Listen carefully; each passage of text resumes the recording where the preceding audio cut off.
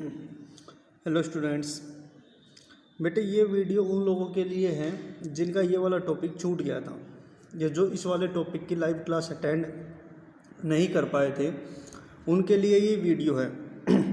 बाकी आपका जो चैप्टर चल रहा है क्लासिफिकेशन ऑफ एलिमेंट्स, उसकी वीडियो भी आपको मिल जाएगी। देखिए, सबसे पहले relation between normality and molarity, कि अगर मैं नॉर्मेलिटी और मोलरिटी के बीच में कोई रिलेशन फाइंड आउट करना चाहूँ तो क्या उनके बीच में कोई रिलेशन है? बिल्कुल।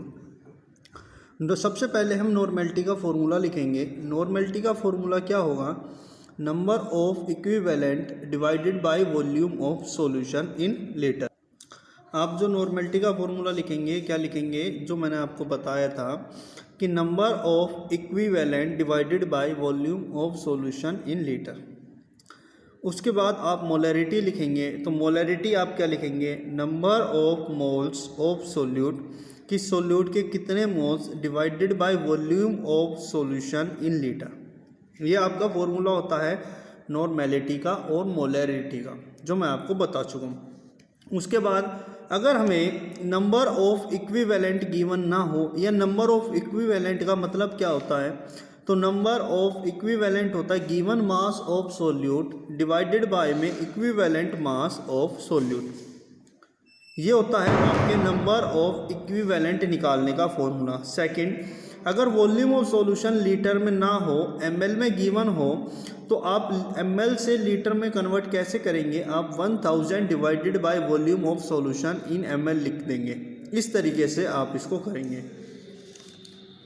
सेकंड, मोलरिटी को मैं क्या लिख सकता हूँ? Given mass of solute divided by में मोलर मास ऑफ सोल्यूट। इसको मैं क्या लिख सकता हूँ? मोलरिटी इनटू में 1000 divided by volume of solution in ml। ये फॉर्मूला भी आप पढ़ चुके हैं। अब मुझे इन दोनों के बीच में रिलेशन फाइंड आउट करना है, तो रिलेशन फाइंड आउट करने के लिए मैं क्या करूँगा? नॉर्मेलिटी को डिवाइड कर दूंगा मोलरिटी से। रिलेशन फाइंड आउट करने के लिए मैं क्या करूँगा? नॉर्मेलिटी को डिवाइड कर दूंगा किससे? मोलरिटी से। तो नॉर्मेलिटी को मैं डिवाइड करता हूँ, मैं लिखता हूँ given mass of solute divided by equivalent mass of solute into में 1000 divided by volume of solution in ml। ये आपने लिख दिया नॉर्मेलिटी का फॉर्मूला। अब आप मोलरिटी का फॉर्मूला क्या लिखेंगे? Given mass of solute divided by molar mass of solute into में 1000 divided by volume of solution ml। अब आप देखें यहाँ से ये पूरी term 1000 divided by volume of solution ml divided by 1000 upon में वॉल्यूम ऑफ सॉल्यूशन ml, ये पूरी टर्म इससे कैंसिल हो जाएगी। गिवन मास ऑफ सोल्यूट से given mass of solute divide हो जाएगा, और ऊपर आपका चला जाएगा मोलर मास, और नीचे आपका रह जाएगा इक्विवेलेंट मास ऑफ सोल्यूट। तो ये आपने लिखा नॉर्मेलिटी डिवाइडेड बाय मोलरिटी। ये आपने क्या लिखा? Normality divided by molarity. अब देखिए, molar mass of solute upon में इक्विवेलेंट मास ऑफ सोल्यूट। अब इक्विवेलेंट मास ऑफ सोल्यूट क्या होता है? मोलर मास ऑफ सोल्यूट तो आपकी ऊपर थी और नीचे ही आपकी क्या आ गई? वही लिख दी। अब इक्विवेलेंट मास ऑफ सोल्यूट को मैं लिखना चाहूँ तो इक्विवेलेंट मास ऑफ सोल्यूट क्या था? Molar mass of solute divided by n factor. Equivalent mass of solute क्या होता है? Molar mass of solute divided by n factor.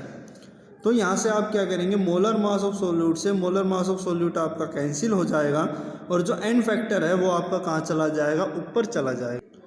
तो आपको क्या मिलेगा? Normality divided by molarity is equal to n factor. Normality divided by molarity is equal to n factor. तो normality आपकी क्या हो जाएगी? मोलरिटी इंटू में l फैक्टर। ये आपका क्या है? Relation between normality and molarity. This is the relation between normality and molarity. आगे देखिए, नेक्स्ट क्वेश्चन कराया था मैंने ऊपर। If HNO3 have value of normality is 1 normal. अगर HNO3 हमारे पास है, उसकी नॉर्मेलिटी की वैल्यू 1 नॉर्मल है, tell me what is the value of molarity. Molarity की वैल्यू क्या होगी? तो जब भी नॉर्मेलिटी दी हो मोलरिटी पूछी हो, या मोलरिटी दी हो नॉर्मेलिटी पूछी हो, तो आप अपना रिलेशन यूज करेंगे क्या? Normality is equal to molarity into में n फैक्टर। तो यहाँ देखिए, नॉर्मेलिटी क्या है? 1 मोलर, एन फैक्टर आपका क्या होगा 1, क्योंकि जो HNO3 है वो कैसे डिसोशिएट होगा, H positive plus NO3 negative.